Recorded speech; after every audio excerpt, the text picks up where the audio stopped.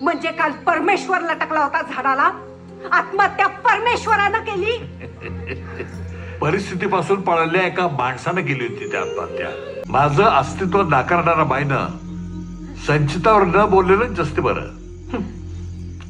तुम्हाला अस्तित्व आहे? जो मानतो त्यासाठी नक्कीच.